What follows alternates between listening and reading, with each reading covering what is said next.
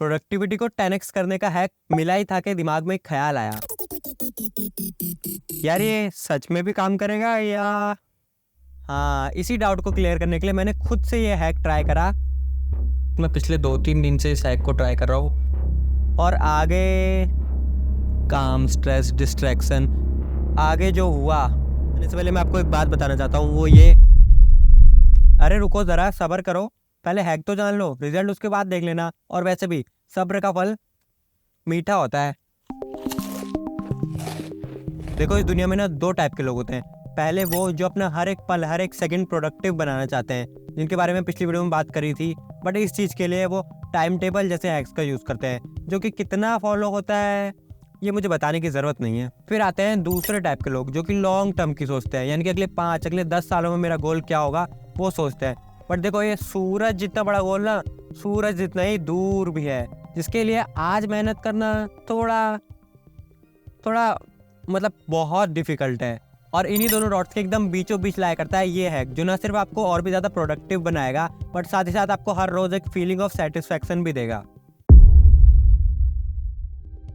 देखो, हैक बहुत ही सिंपल है। आपको बस हर रोज एक स्पेसिफिक टास्क को चुनना है जो आपके उस दिन की हाईलाइट होगी, और फिर पूरे दिन आपका मेन फोकस सिर्फ उसी टास्क में रहेगा। अब इसका मतलब ये नहीं है कि आप पूरे दिन और कुछ नहीं करोगे, क्योंकि ऑफ कोर्स बाकी कामों को भी इग्नोर नहीं कर सकते हैं, but your highlight will be your highest priority.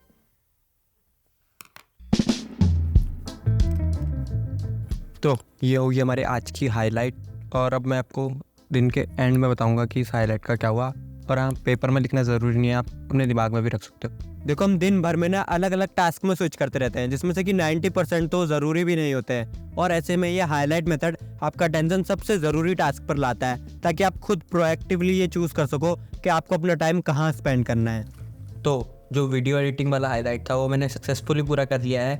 In fact मैं पिछले 2-3 दिन से इस हैक को ट्राई कर रहा हूँ, और सारे ही बार मैंने सक्सेसफुली अपना हाईलाइट कंप्लीट कर लिया है। बट यह हैक इतने बढ़िया तरीके से काम क्यों करता है ये मैं आपको समझा देता हूँ।